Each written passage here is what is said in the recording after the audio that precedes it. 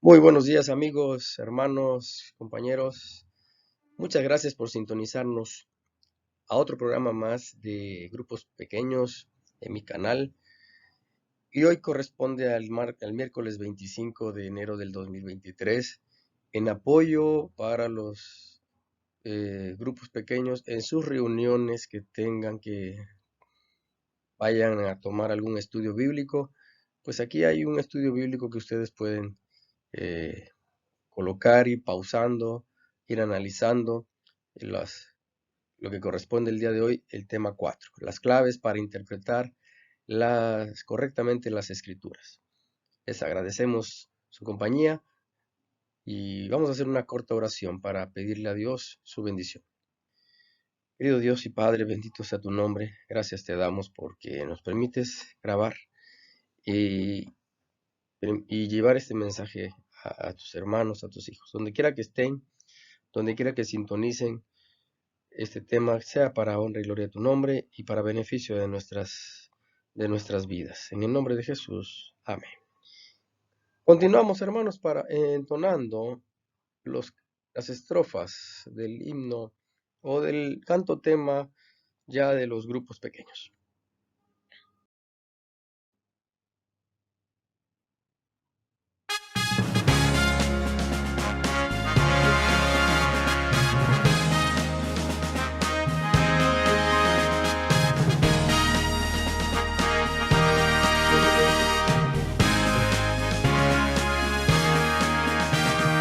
No te quedes solo, vamos a mi hogar. En el grupo pequeño bien te sentirás. Cuenta con nosotros, tu familia somos. Hay tanto que decir, tanto que compartir.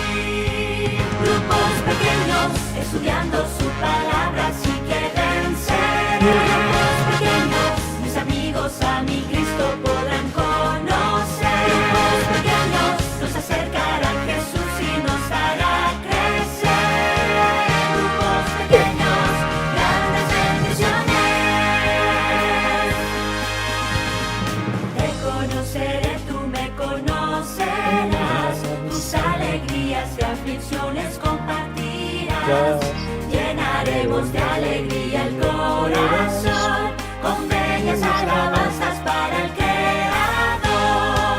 Grupos pequeños, estudiando su palabra, así que venceré. Grupos pequeños, mis amigos a mi Cristo podrán conocer. Grupos pequeños, nos acercará a Jesús y nos hará crecer. Grupos pequeños, grandes bendiciones. Grupos pequeños, estudiando su palabra, así que venceré. Grupos pequeños, mis amigos a mi Cristo podrán conocer. Grupos pequeños, nos acercará a Jesús y nos hará crecer. Grupos pequeños, grandes bendiciones. Grupos pequeños, grandes bendiciones.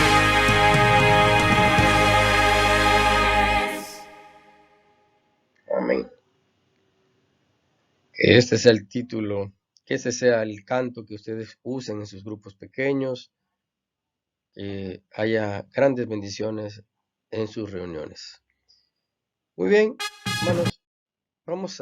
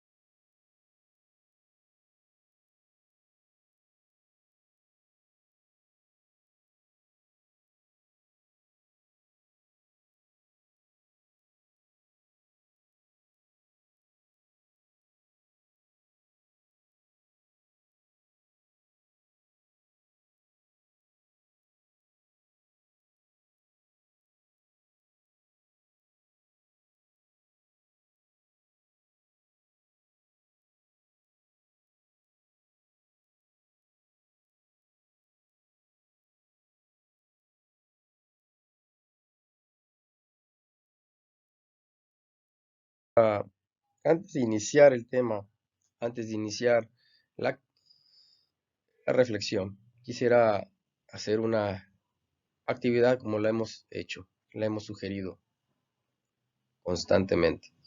Hay una actividad con su grupo pequeño. Durante el tema, durante la conversación, ustedes van a realizar dos acciones con sus grupos pequeños. Van a considerar qué elementos se deben tomar en cuenta antes de abordar el estudio de las profecías. ¿Qué elementos? Y es lo que vamos a buscar, o claves, o principios para estudiar las profecías. Y tanto con el estudio de la Biblia y con eso que lleva las profecías, también cualquier parte de la palabra de Dios lleva claves, llevan principios, lleva reglas para poder comprender y entender el verso bíblico, el registro bíblico. Y otro concepto que también, otra pregunta, es que del verso, del texto de segunda carta de Pedro 1, del 20 al 21, vamos a extraer o explicar dos verdades importantes que se desprenden de ese mismo texto. Y en eso se basará el tema de esta mañana. O tarde a la hora que ustedes sintonicen este tema. Muy bien. En principio vamos a ver lo que dice la segunda carta de Pedro del capítulo 1, de los versículos 20 y 21. Pero ante todo entended que ninguna profecía de la Escritura es de interpretación privada, porque nunca la profecía fue traída por voluntad humana, sino que los santos hombres de Dios hablaron siendo inspirados por el Espíritu Santo. Básicamente, ¿cuáles serían allí los dos elementos que preguntamos en la diapositiva pasada? Y aquí debemos entender básicamente esto, que cada cristiano que estudia la palabra de Dios debe entender y que constantemente debemos de tener en cuenta que un principio básico aquí, ¿cuál es? Que ninguna profecía es de interpretación privada. Es decir, no es de interpretación propia, no es de interpretación personal, no, es de Dios el que hace, es Dios el que trabaja, es Dios el que manda el mensaje. Y eso hace que el profeta sea el vocero del Espíritu Santo, ¿sí? Por eso el profeta o el siervo de Dios estaba bajo la conducción divina. No debía introducir sus propios pensamientos, sus propias palabras, que eran, y esos mensajes eran para beneficio del pueblo de Dios, aunque le doliera al pueblo.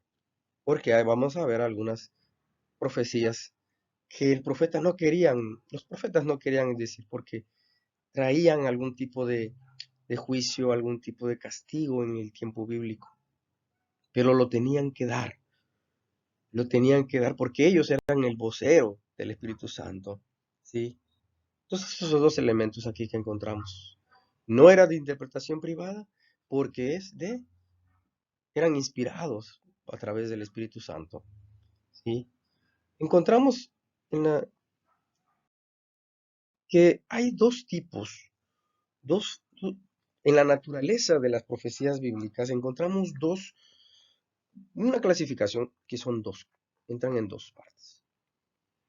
Hay un libro llamado Las Profecías Apocalípticas de Daniel, se llama el libro, quien lo escribió un pastor llamado Samuel Núñez. Interesante allí que él explica que existen las profecías clásicas y las profecías apocalípticas, ¿sí? Básicamente la naturaleza de las profecías bíblicas tienen diferentes funciones, diferentes propósitos. Algunas de ellas servían para instruir al pueblo de Israel en lo que concierne a un pacto de Dios. Otras mostraban el desagrado de Dios por la violación de ese pacto. Y, y se estaban dando esas profecías para advertir esas consecuencias de aquella violación que se había realizado a ese pacto. Habían otras profecías que servían para consolar al pueblo de Dios que estaba en el cautiverio y al prometerles que su nación sería restaurada o que ellos regresarían de aquella cautividad. Esas son las, eh, la naturaleza de las profecías, la función, propósito que tenían esas profecías. Entonces entran aquí y sobre todo también muestra la profecía bíblica que Dios ama a los seres humanos de la misma manera que los quiere salvar de la maldición del pecado y de la muerte. Eso es la función, lo que quiere mostrar Dios a través de sus profecías. Cuando entramos en las profecías clásicas, y adicionalmente hablamos de los profetas mayores, de los profetas menores, así también se pueden clasificar. Hay otros eruditos que clasifican las profecías clásicas o profecías apocalípticas. Las profecías clásicas son quienes escribieron en el siglo VIII antes de Cristo. Fueron mensajes de juicio, de destrucción, pero había promesas de salvación que estaban relacionadas con esa liberación militar, tipo militar o de cautiverio. Pero lo interesante es que estas profecías tenían, para cumplirse, tenían que ser condicionales. Condicionales, o sea, el pueblo de Dios tenía que cumplir ciertos requisitos para que estas profecías se cumplieran. ¿Sí? ¿Por qué? Porque en el tiempo bíblico del Antiguo Testamento, el pueblo de Israel tuvo un problema de idolatría. Constantemente caían en la idolatría, adoraban a dioses falsos. Y entonces esas profecías que entraban cumplían esa función o ese propósito de contrarrestar la idolatría, frenar el pecado y dar a conocer al Dios verdadero. Eso es básicamente así. Hay muchos textos bíblicos. Por el tiempo no podemos ver los textos bíblicos con respecto a las profecías clásicas. Pero también ellas se caracterizan porque fueron transmitidas de una manera de drama. Los profetas clamaban dramáticamente esas profecías, como Jeremías, por ejemplo. Jeremías fue profeta muy dramático en su proclamación del mensaje. Las lamentaciones de Jeremías se mencionan allí. El profeta llorón, le dicen algunos eruditos bíblicos. Pobre Jeremías, él sufrió en su ministerio en ese aspecto. Las profecías apocalípticas ahora surgen de entre los judíos del primer siglo también. En cambio, estas presentan los eventos futuros, el tiempo de fin, pero de una manera progresiva, determinada, ¿sí? Progresiva, hasta el fin de la historia o el advenimiento del Mesías, ¿sí? Y en cambio se distinguen de las profecías clásicas, porque estas no son condicionales, estas se van a cumplir aunque quiera o no nosotros no hagamos caso, o si hagamos caso, o si cumplamos o no cumplamos. Así se van a producir, ¿sí? Y entre ellas están las profecías del libro de Daniel. A diferencia de las clásicas, el libro de Daniel del Antiguo Testamento presentan los eventos futuros de manera progresiva, de manera terminada. ¿Cómo es así? ¿Se acuerdan? Las profecías de la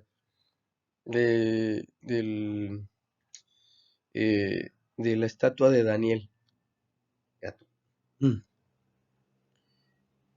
Así que así están clasificadas por medio de estas dos tipos de profecías, apocalípticas y clásicas. Ahora, el primer punto, el primera clave que debemos ocupar es esto, usar el método de estudio. ¿Qué método de estudio tanto para las profecías como para el estudio de la Biblia en general? Se encuentran tres tipos de estudios. Eh, Algunos usan el método histórico crítico, otros usan el futurista o dispensacionalista, ¿sí? Primero, el estudio histórico crítico que algunos usan para estudiar las profecías o la Biblia. El primero trata de que hay presuposiciones básicas y son contrarias a los parámetros de las Sagradas Escrituras, o sea, critican todo lo que hay en la palabra de Dios por presuposiciones en la cabeza. ¿Cómo pudo pasar esto? ¿Cómo puede suceder el otro? ¿Por qué esto? ¿Por qué el otro? Hay un cierto tipo de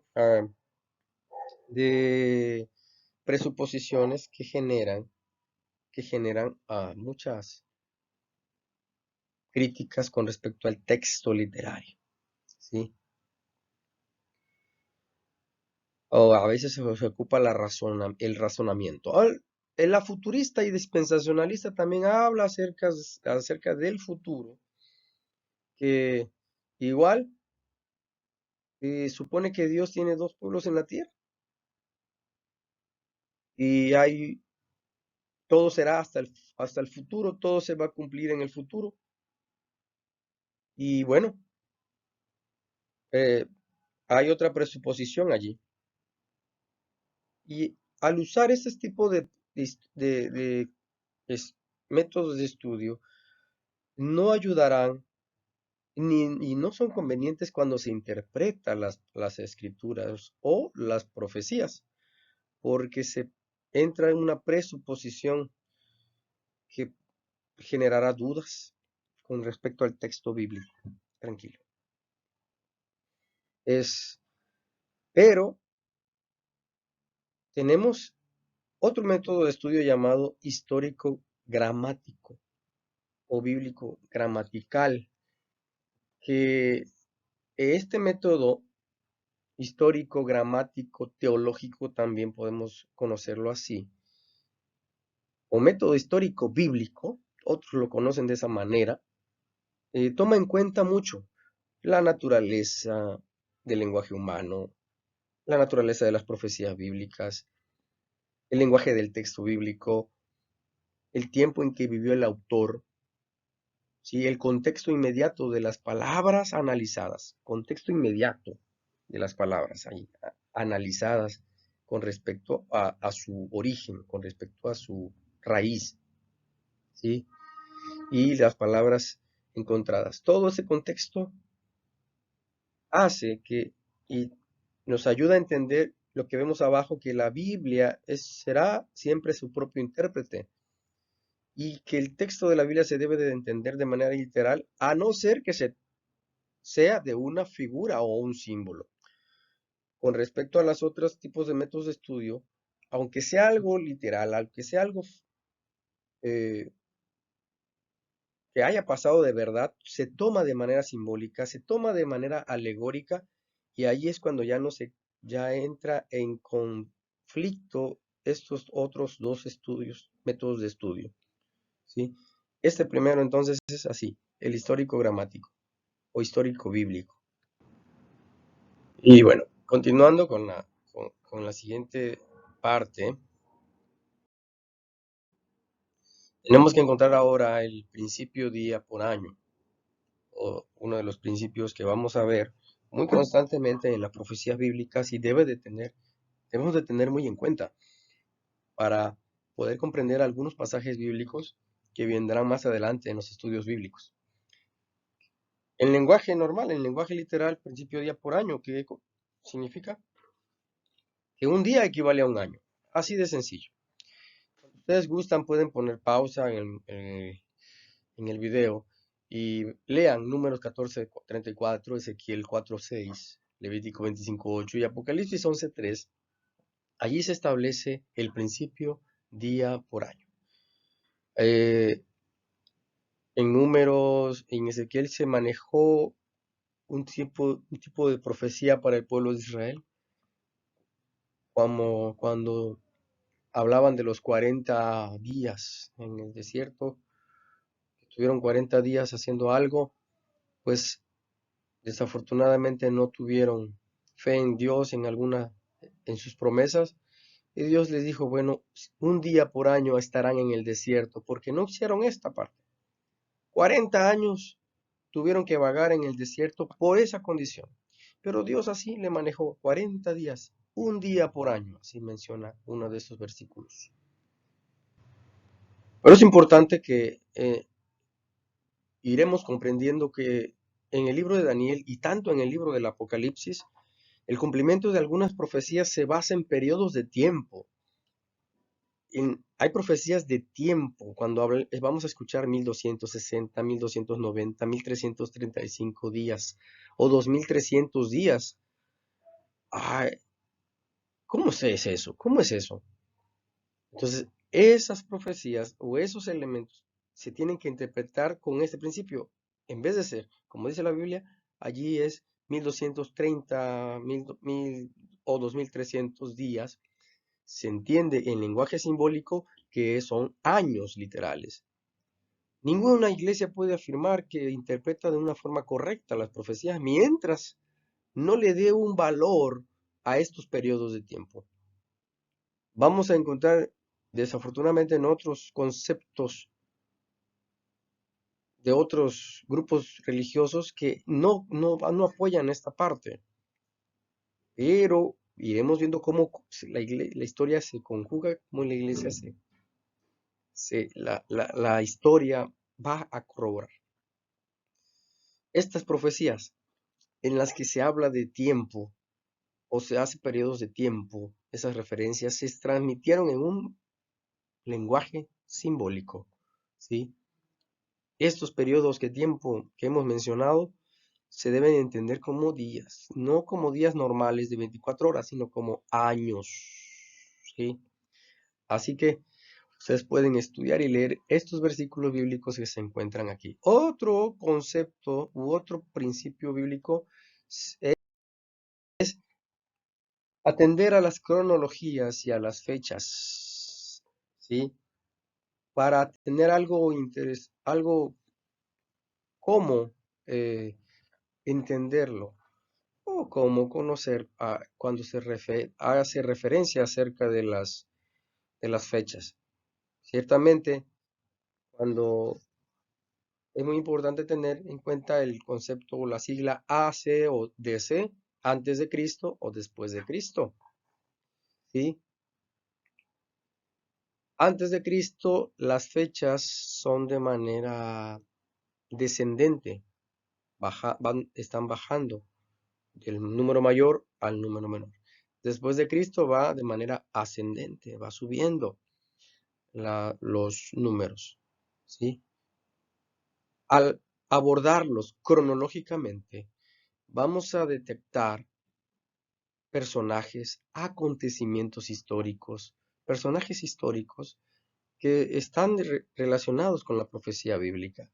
Por eso es muy interesante que las cronologías y las fechas puedan estar bien plasmadas, bien registradas, porque la historia comprobará muchas cosas que la Biblia profetizó.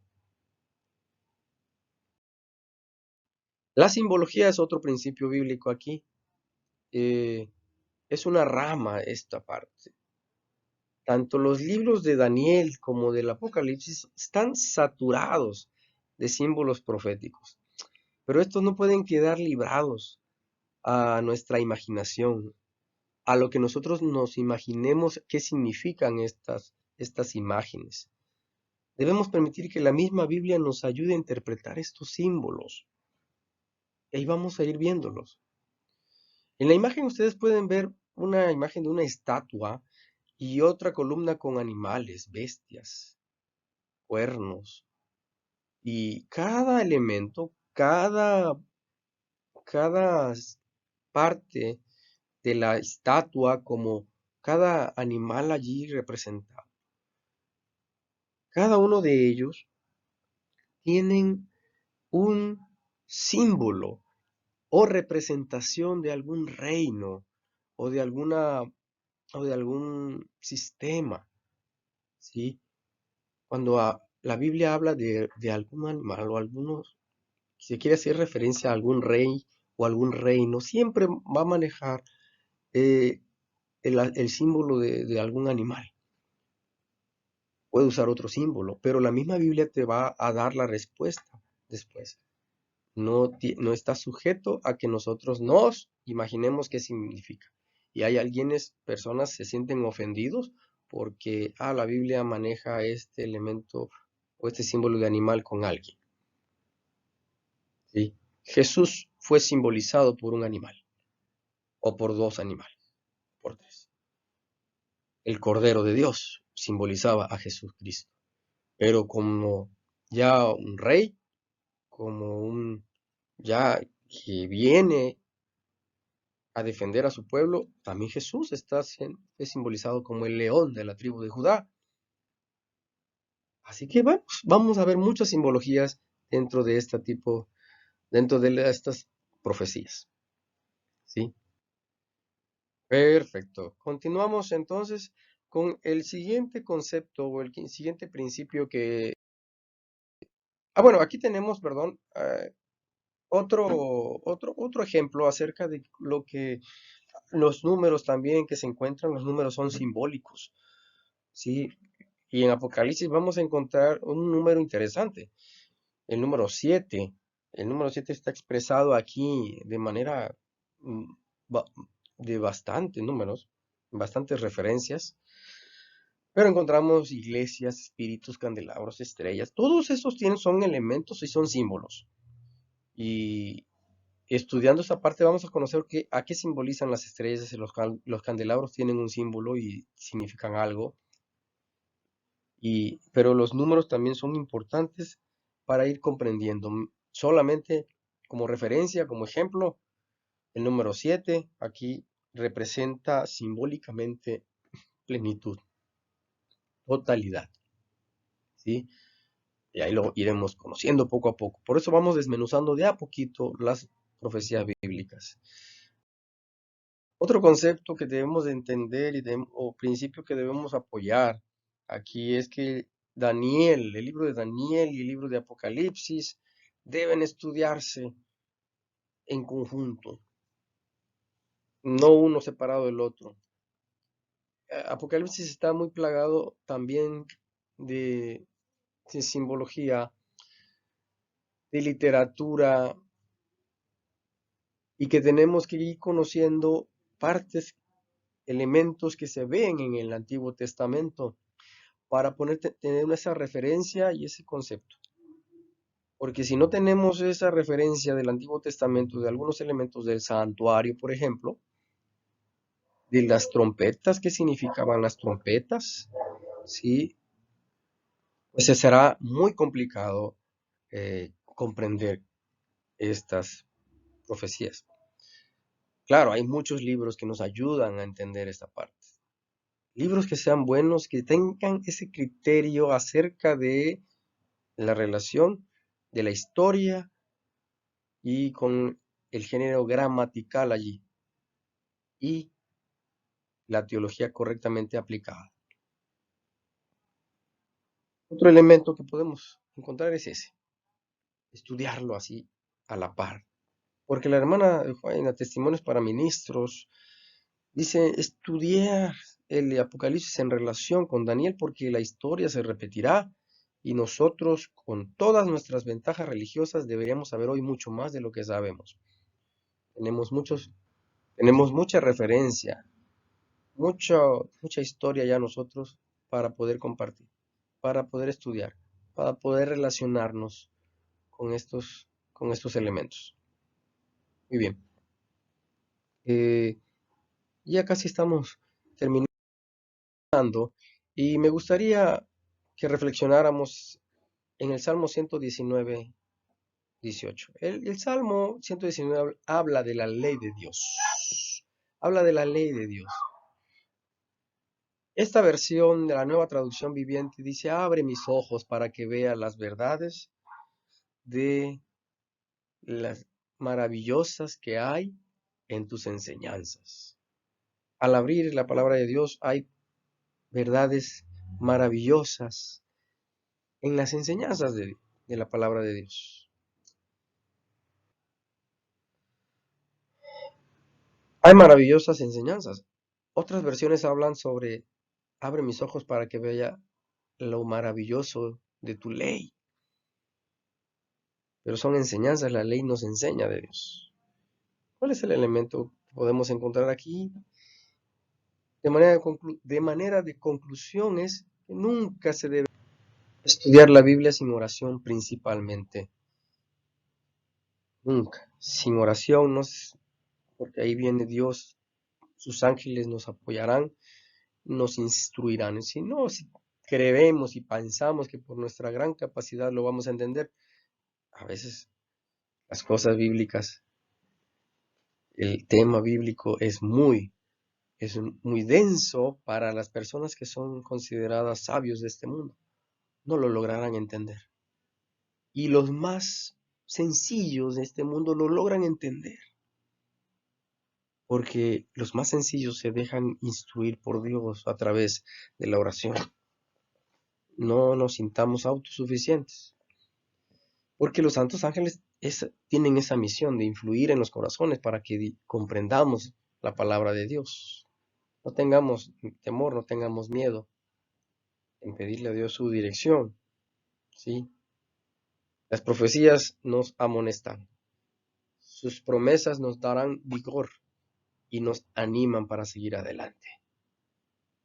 ¿Sí? Así que, hermanos, debemos hacer esto como la petición que hace el salmista: abre mis ojos, abre mi cabeza, abre mi mente, para que veamos, comprendamos lo maravilloso que es tu palabra, lo maravilloso que son tus enseñanzas, y danos a entender este mensaje a través de tus profecías. Gracias, hermanos y amigos, por su compañía, y permita que Dios trabaje en su corazón, en su corazón. Nos vemos en el siguiente estudio bíblico, que será titulado La Primera Profecía, próximo miércoles. Que Dios les bendiga. Continuamos y daremos fin a este estudio bíblico con el canto tema Grupos Pequeños. Que Dios te bendiga y te guarde. Amén.